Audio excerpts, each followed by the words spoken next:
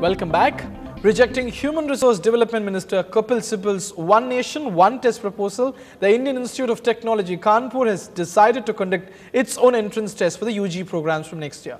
IIT Delhi is also likely to follow the Kanpur model and hold its own entrance test from the next academic year.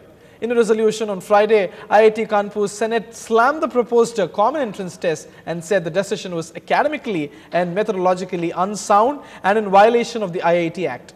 The students of IIT Kanpur have also strongly condemned the proposed common entrance test. नहीं, सरकार बनाम इसलिए नहीं है, सरकार का उसका कोई मतलब नहीं है। देखिए, ऐसा है, आईआईटी के जो बोर्ड्स हैं, आईआईटी का जो स्ट्रक्चर है ऑटोनोमस है। इस ऑटोनोमस स्ट्रक्चर में उनको अधिकार है कि वो अपने फैसले लें, एडमिशन के लिए भी, एग्जामिनेशन सिस्टम के लिए भी, सारे सिस्टम्स के लिए। क्योंकि आईआईटी का पैटर्न शुरू से, जब से आईआईटी बनाई गई है, उनको ऑटोनोमस बॉडीज के हिसाब से बनाया गया। इसलिए सरकार का इसमें बीच में कोई आने का मतलब नहीं है, न ये सरकार के खिलाफ कोई उनका फैसला है। And the All India Faculty Federation has seconded the resolution of IIT Kanpur Senate, saying IIT Kanpur will coordinate with the other IITs on whether they would choose to join the admission process. The Faculty Federation will meet the Prime Minister on Tuesday over this issue. After reports that Team Anna member Shazia will be on the Prime Minister's press delegation to Rio de Janeiro, sources say the Foreign Ministry is actively carrying out a review exercise. Government sources say an application was received which requested Shazia's inclusion in the Prime Minister's press contingent, but no final decision has been taken on the composition of press team accompanying the Prime Minister. Perhaps the first instance of an anti-government crusader has been entertained by the PMO. Shazia says she is representing her family newspaper. Just days after the plight of over 90 inmates who were abused and sexually exploited at a shelter home in Rohtak was revealed, the Haryana government has sealed the shelter. A special investigation team of the Haryana police has sealed the home that's ironically called Apna Ghar. Policemen have now been stationed there, and the home run by an NGO called Bharat Vikas Sangh was raided with the police and the National Commission for the Protection of Child Rights in May. This after 3 girls of the shelter escaped and reported the abuse to the Child Welfare Committee. While the opposition has been demanding a judicial probe into the incident, the Haryana government has formed a special probe team with no time frame to submit its finding. Dimple Yadav, wife of Uttar Pradesh Chief Minister Akhilesh Singh Yadav, was today declared elected unopposed from the Kannauj Lok Sabha seat after 2 candidates in the fray against her withdrew the nominations in the by-poll.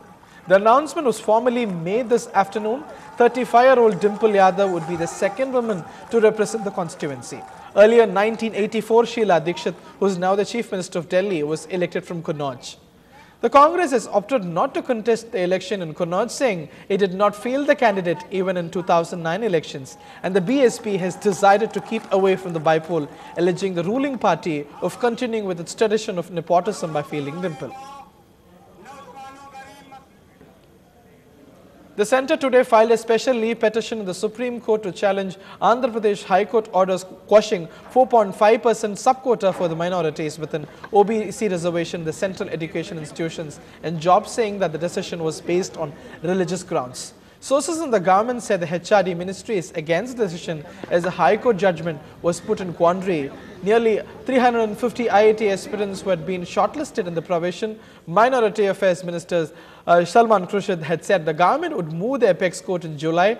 However, HRD Minister Kapil Sibal was learned to have discussed the issue and was of the view that the issue cannot be delayed as IIT counselling will take place on June 13 and admissions are also on for various universities across the country. With his candidature for the president's post gaining momentum, Pranab Mukherjee today said no one can become president on his own wish and the Congress would decide on the issue.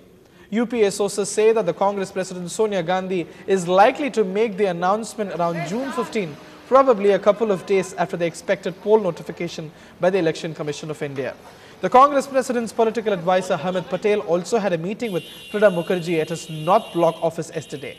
The sources said the Congress has already secured the support of key allies like the DMK, NCP, RLD, who form the part of the government, and outside supporters like Samajwadi, BSP, and other outside supporter, and UPA's second largest constituent, Trinamool Congress, are not expected to oppose UPA's candidature.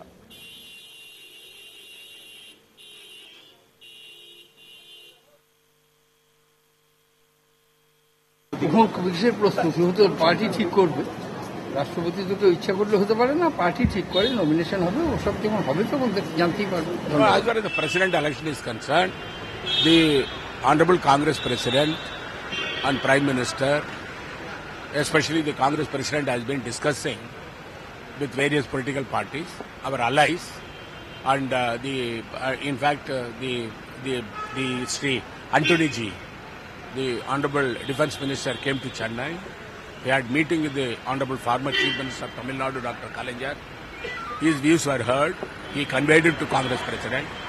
And Madam Gandhi had a discussion with Shri Sharad Pawar, the NCP leader, Ajit Singh, the leader of the Rashtriya Lok Dal, and also the TMC leader, Madam Mamata Banerjee. All our allies, they have talked to them. And now it is for the Congress President to decide who should be the candidate. Sachin Tendulkar has reportedly refused to accept the government bungalow offered to him in the national capital after he was sworn in as a Rajya Sabha MP. Reports suggest that the new parliamentarian has taken this decision because he does not want to burden the government and because he won't be able to spend much time in Delhi given his packed cricket schedule. Sachin has reportedly been offered a colonial-era bungalow in New Delhi which has 5 bedrooms and large lawns.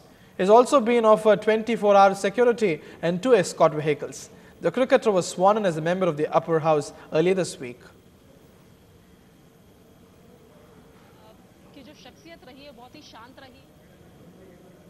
More news and updates will follow after this break. Stay tuned.